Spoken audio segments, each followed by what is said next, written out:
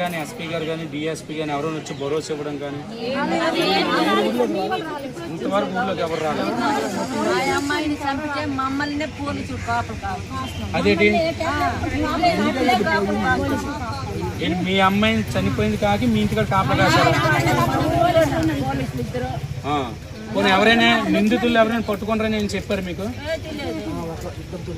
ఇంతవరకు ఇన్ఫర్మేషన్ ఏంటి ఇవ్వలేదు మీకు? ఇంకా 2 రోజులు టైం అడుగుతున్నారు. గ్రామంలో అయినా సరే మహిళలు జరిగితే మానవత దృక్పథంతో మానవత్వం అంతా కూడా ఏకమై తక్షణమే ఇలాంటి సంఘటన జరగకుండా నిందితుల్ని కఠినంగా శిక్షించాలి. మహిళలకు చాలా చట్టాలు ఉన్నాయి. మహిళలకి ఆ చట్టాలని ప్రతి విలేజ్లో కూడా మహిళని ముట్టుకుంటే ఏ విధమైన చట్టాలు ఉంటావని చెప్పేసి బహిరంగంగా ఆ చట్టాలని ప్రజలకు తెలియజేయాలి. అదే విధంగా హోంమంత్రి గారు కూడా ఒక మహిళ అమ్మ ఈ రోజు ఒక మహిళని దారుణంగా హత్య జరిగితే 6వ తారీఖున అమ్మాయి మిస్ అయ్యింది. 10వ తారీఖు ఉదయం కంప్లైంట్ ఇచ్చాం. అలాగే 10వ తారీఖు సాయంత్రం ఓ చెరువులో శవమే తేలి కాలు చేతులు కట్టేసి నడుగు రాయి కట్టేసి ఓ చెరువులో బిడ్డ తేలేటప్పుడు ఆ బిడ్డ ఆవేదనని ఏదైతే కనీస గవర్నమెంట్ అధికారులు ఎంఆర్ఓ అవనండి, ఆర్డీఓ గారు అవనండి, డిఆర్ఓ గారు అవనండి, కనీసం ఐటీడీ పీఓ గారు కూడా వచ్చి ఆ కుటుంబ సభ్యులందరూ కూడా ఒక భరోసా ఇచ్చి అమ్మ మేము నిందితులు పట్టుకుంటాం, ప్రభుత్వం నుండి మేము అన్ని విధాలుగా సహకరిస్తాం, సాయం చేస్తాం, కాబట్టి మీరు ఆత్మధైర్యంగా ఉండండి అని చెప్పి గ్రామ ప్రజలందరికీ కూడా ఈ రోజుకి చెప్పకపోవడంతో ఈ రోజు ఐటీడీ దగ్గరకు వచ్చి ఒక పక్క దుఃఖం, ఒక పక్క బాధ, ఇంకో పక్క న్యాయం చెయ్యాలని చెప్పేసి తల్లి ఇక్కడికి వచ్చి నిరసన వ్యక్తం చేసిన దౌర్భాగ్యత ఈ రోజు వచ్చింది.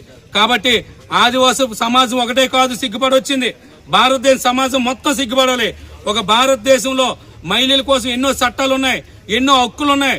ఈ రోజు అలాంటి మహిళలు ప్రతి తల్లిదండ్రులు ఆడపెట్టి కన్నీ ప్రతి తల్లిదండ్రులు ప్రతి కుటుంబంలో అమ్మున్న ప్రతి కుర్రోడైనా పెద్దోడైనా సరే నీకు న్యాయం చేయాలని ముందుకు వస్తారని చెప్పి మేము భావిస్తున్నాం. నువ్వు ధైర్యంగా ఉండు, నీకు ఏమైపోదు. నీ తరపున మేము అందరం కూడా కలిసి పోరాటం చేస్తాం. మీ జాతీయ కమిషన్ దృష్టి కూడా తీసుకెళ్తాం. నువ్వు బాధపడకు, ఏడుకో, అర్థమైందా? నువ్వేమనుకోకు. మీ అందరూ ఇంతమంది నీ వెనకాతలు ఇంతమంది వచ్చారంటే నీకు అండగా నిలబడడానికి, నీ తరపున ఫైట్ చేయడానికి మేము ప్రభుత్వం దృష్టి కూడా తీసుకెళ్తాం. అలాగే అందరూ కూడా ఉన్నారు నీకు అండగా. నీకు అన్ని విధాలుగా మేము అందరూ సంఘ నాయకులు కూడా వచ్చి కూర్చొని మాట్లాడి, అలాగే ప్రజా సంఘాలు, రాజకీయ పార్టీలు అతీతంగా నీకు వచ్చి మద్దతు ఇస్తూ నీకు న్యాయం జరిగేలా మేము ఫైట్ చేస్తాను, హామీ ఇస్తున్నాము. నువ్వు బాధపడకు. నువ్వు ఇందాక అన్నట్టు నువ్వేదో చేసుకుందని సార్ వాళ్ళు ఏమేమనుకోకు.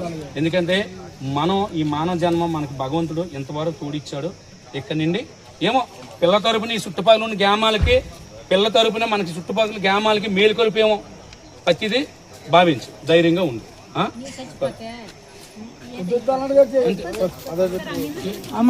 పడాలమ్మా, పడుతుంది, 100% పడుతుంది. మేము గవర్నమెంట్ తో మాట్లాడతాం అమ్మా, గవర్నమెంట్ తో మాట్లాడతాం.